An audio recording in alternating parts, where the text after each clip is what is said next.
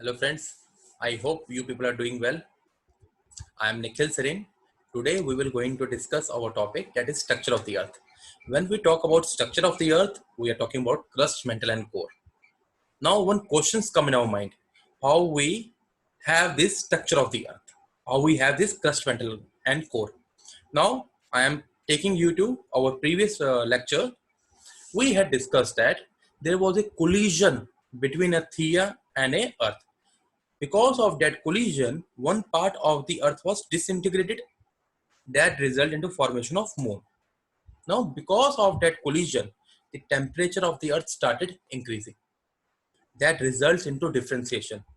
It means the material with higher density, it started sinking towards the center of the earth, and material with lower density, it's starting moving towards the upper part of the earth. That result into formation of crust, mantle and core. Coming on to crust part. Crust is the crust is the outermost layer of the earth, which is brittle in nature. It is further divided into two parts. That is, you can say oceanic crust and continental crust. Your continental crust is thicker, as well as your oceanic crust is thinner in nature.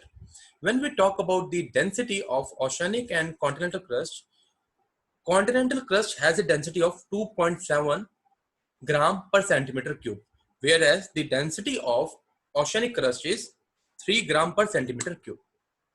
Now, when we talk about our second layer, that is mantle layer.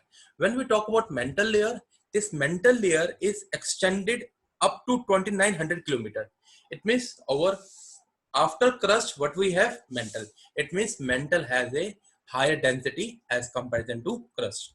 The mean density of mantle layer is 3.4 gram per centimeter cube.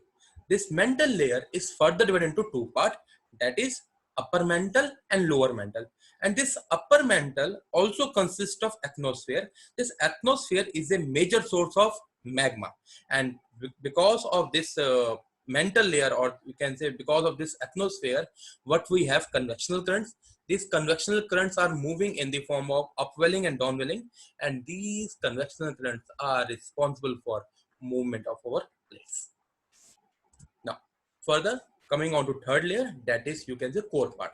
This core part is further divided into two parts, that is inner core and outer core. When we talk about inner core is solid in nature and outer core is liquid in nature.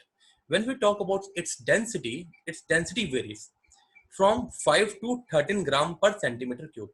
It is said that the towards the boundary of outer core, the density is somewhere around 5, and when we are going towards the interiors of the inner core, the density is somewhere reach up to 13 gram per centimeter cube.